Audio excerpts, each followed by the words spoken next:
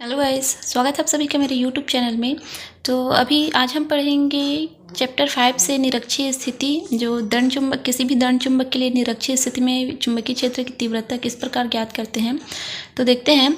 इससे पहले मैं आप लोग को अक्षीय स्थिति वाला भी बता चुकी हूँ। अगर आप लोग वो वीडियो नहीं देखे तो मेरे चैनल के प्लेलिस्ट पे जाके देख सकते हैं। और इस चैप्टर के काफ़ी सारे नोट्स भी मैं बना चुकी हूँ। तो आज हम देखेंगे निरक्षीय स्थिति में चुंबकीय क्षेत्र की तीव्रता किस प्रकार से ज्ञात करते हैं। तो देख लेते हैं कि निरक्षीय स्थिति क्या होता है। जब कोई बिंदु जिस पर चुंबकीय क्षेत्र की तीव्रता ज्ञात करनी है चुंबकीय अक्ष के लंबवत स्थित होता है, इसे उस बिंदु के सापेक्ष निरक्षीय स्थिति कहते हैं। अर्थात कोई भी बिंदु जिस पर हमको चुंबकीय क्षेत्र की तीव्रता ज्ञात करनी रहती है वह चुंबकीय अक्ष के लंबवत स्थित होगा। जबकि अक्षीय स्थिति में क्या था कि वो जो है वह समांतर स्थित होता था। तो ये है निरक्षीय स्थिति और अक्षीय स्थिति मैं बता चुकी हूँ। तो अब देखते हैं, इसको शुरुआत करते हैं। इसका व्यंजक किस प्रकार से हम ज्ञात करेंगे।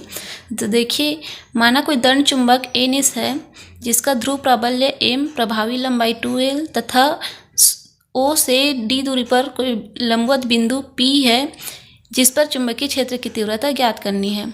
तो देखिए, माना हम लोग एक चुंबक जो है दंड चुंबक NS लेते हैं। ये देखिए NS हम लोग एक दंड चुंबक लेते हैं जिसका जो है वह ध्रुव प्राबल्य क्या मानते हैं यहाँ पास हम लोग L, और दोनों के बीच की जो प्रभावी लंबाई होती है वो क्या होती है 2L होती है। अर्थात N और S के बीच की लंबाई जो है वह 2L होती है।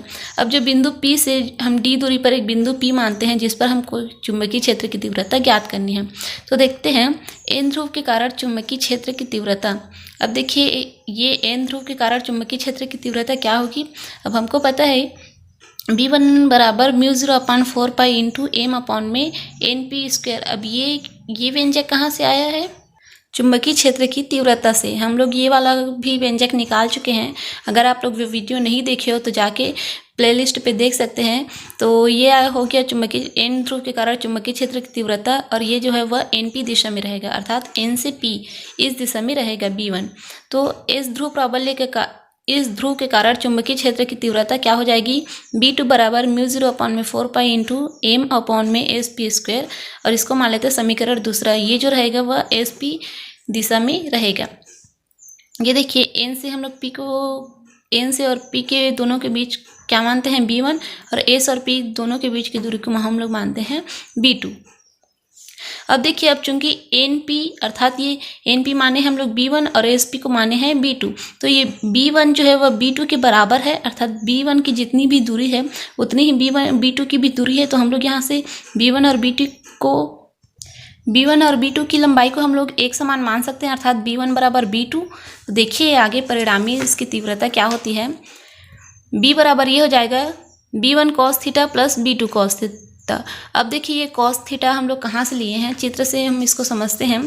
यहाँ पर देखिए, ये बिंदु P जो है वह उत्तरी ध्रुव के कारण जो है वह दो घटकों में विभाजित हो जाता है।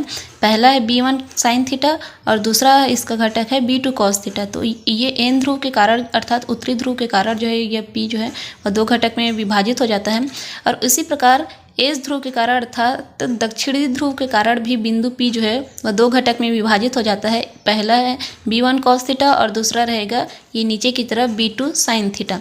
तो अब देखिए, यहाँ पास यदि हम लोग B1 अच्छे से देखें तो B1 साइन थीटा और B2 साइन थीटा जो है वह एक दूसरे के विपरीत दिशा में है।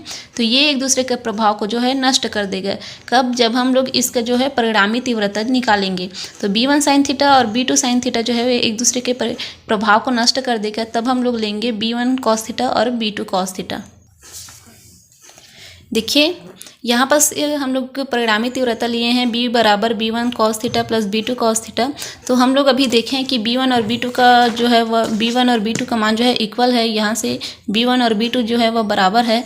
तो हम लोग B1 और B2 को बराबर लेंगे तो ये हो जाएगा B बराबर B1 cos theta plus B1 cos theta. चूँकि हम लोग B2 की जगह में भी B1 लिख सकते हैं, बराबर है तो ये हो जाएगा B बराबर 2B1 cos थीटा।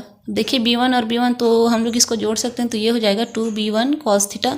इसको मान लेते हैं समीकरण तीसरा। अब देखिए, त्रिभुज ANOP में पाइथागोरस प्रमेय से।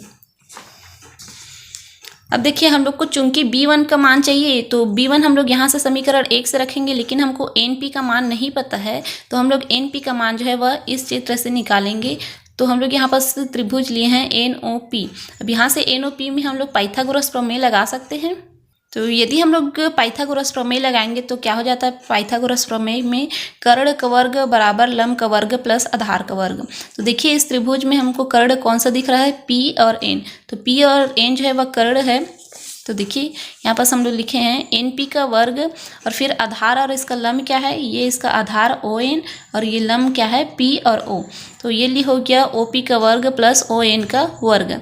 अब देखिए यहाँ पर अब OP का लंबाई क्या है और ON के बीच की दूरी क्या है। तो देखिए O और P हम लोग क्या माने हैं, इसको D माने हैं, स्मॉल d, और O और N के बीच की दूरी क्या है, L। अब चूंकि S और N दोनों के बीच की दूरी जो है L है, लेकिन हम लोग O से N की अगर दूरी हम लोग ज्ञात करेंगे तो L होगा और O से S की बीच की दूरी भी है L होगा। तो ये हो जाएगा D का वर्ग प्लस L का वर्ग। तो अब हम लोग देखिए यहाँ पास NP का वर्ग है, उसको हम लोग वर्ग को इधर ले जाएंगे तो ये हो जाएगा NP बराबर, ये वर्ग इधर आके करनी में हो जाएगा, रूट में हो जाएगा। तो ये हो जाएगा अंडर रूट D का वर्ग प्लस L का वर्ग। तथा अब हम लोग को क्या मान चाहिए, यहाँ से देखिए B1 का मान तो निकल गया। तो अब देखते हैं कॉस थीटा। तो कॉस थीटा का हमको पता है कि इसका सूत्र क्या होता है, आधार बटा कर्ण। तो देखिए चित्र में अभी हम लोग देखिए आधार का मान क्या है, यहाँ से O और N के बीच की दूरी क्या है L, और P और N का मान हम लोग अभी निकाले हैं। देखिए यहाँ से N और P का मान निकाले हैं, तो इसको हम लोग रख देंगे ON के जगह में L और PN के जगह में अंडर रूट D का वर्ग प्लस L का वर्ग। अब समीकरण 3 से अर्थात NP और ये कॉस थीटा का मान हम लोग समीकरण 3 में रखेंगे।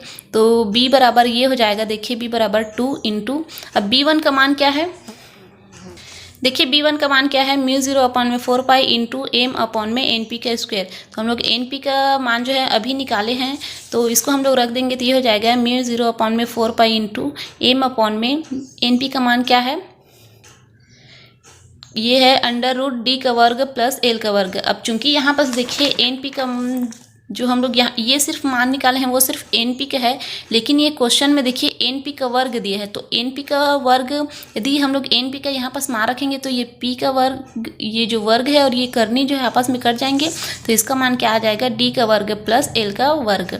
अब इंटू, अब कॉस थीटा का मान क्या है, देखिए 2B1 का मान रख चुके हैं। अब देखते हैं कॉस थीटा। तो कॉस थीटा का मान क्या है, ये L अपॉन में अंडर रूट D का वर्ग प्लस L का वर्ग। अब देखिए ये B बराबर ये हो जाएगा, अब हम लोग 2mL को एक साथ लिख सकते हैं। तो ये हो जाएगा μ0 अपॉन में 4 पाई इंटू 2mL, ये तीनों को हम लोग एक साथ लिखे हैं और बटा में क्या हो जाएगा, D का वर्ग प्लस L का वर्ग। और इस हम लोग करनी को जो है वह 1/2 भी लिख सकते हैं, करनी का मान, करनी को हम लोग 1/2 लिख सकते हैं। तो ये हो जाएगा D का वर्ग प्लस L का वर्ग और 1/2। आगे देखते हैं, आगे हो जाएगा B बराबर μ0 अपॉन में 4 पाई इंटू, अब चूंकि हम लोग को पता है कि द्विध्रुव आघूर्ण से 2mL बराबर क्या हो जाता है, कैपिटल M, इसको बोलते हैं द्विध्रुव आघूर्ण। तो कैपिटल M अपॉन में क्या हो जाएगा, D का वर्ग प्लस L का वर्ग 1 प्लस 1/2। अब ये कैसे हुआ, यहाँ से देखिए ये देखिए D का वर्ग प्लस L का वर्ग। अब यहाँ जो कोष्टक लगा है इसका मतलब कुछ नहीं, मतलब 1 है, यहाँ पास 1 है और ये क्या है 1/2। जब इन दोनों का आधार सेम है, आधार एक बराबर है, तो इसका जो ऊपर का जो वर्ग है वो आपस में जुड़ जाता है। तो यहाँ पास हम लोग वही किए हैं, इसका जो वर्ग है उसको जोड़ दिए हैं, आधार को एक बार लिख के। अब देखते हैं आगे, B बराबर ये हो जाएगा μ0 अपॉन में 4 पाई इंटू M अपॉन में D का वर्ग प्लस L का वर्ग, और इसको यदि हम लोग तिर्यक गुणा करेंगे तो ये इतना आएगा 3/2। अब चूंकि यहाँ पर देखिए D का मान जो है L के मान से छोटा है, तो L बराबर क्या हो जाएगा 0। तो L का मान यहाँ से 0 लेने पर ये हो जाएगा B बराबर μ0 अपॉन में 4 pi into capital M upon में D का वर्ग प्लस 0, और ये कोष्टक में हो जाएगा, कोष्टक के बाहर 3/2। तो B बराबर ये होगा आगे μ0 अपॉन में 4 पाई इंटू कैपिटल M और D का वर्ग। अब यहाँ पर 0 को लिखने की ज़रूरत नहीं है, तो ये हो जाएगा D का वर्ग और गुणा में इसका 3/2। तो ये 2 और ये 2 आपस में कट जाएंगे, तो यहाँ पास क्या बचेगा, D का त्रिघात। तो इसी को लिखेंगे B बराबर μ0 अपॉन में 4 pi into capital M upon में D क्यूब। तो यही है निरक्षीय स्थिति में भी चुंबकीय क्षेत्र की तीव्रता का मान। तो ये रहा गाइस आंसर। तो उम्मीद करते हैं आज का वीडियो आप लोग को पसंद आया होगा। यदि वीडियो अच्छा लगे तो लाइक कीजिए, अपने दोस्तों के साथ शेयर कीजिए, चैनल को सब्सक्राइब करना बिल्कुल भी ना भूलिएगा। और ऐसे वीडियोस देखने के लिए बने रहिए मेरे यूट्यूब चैनल पे।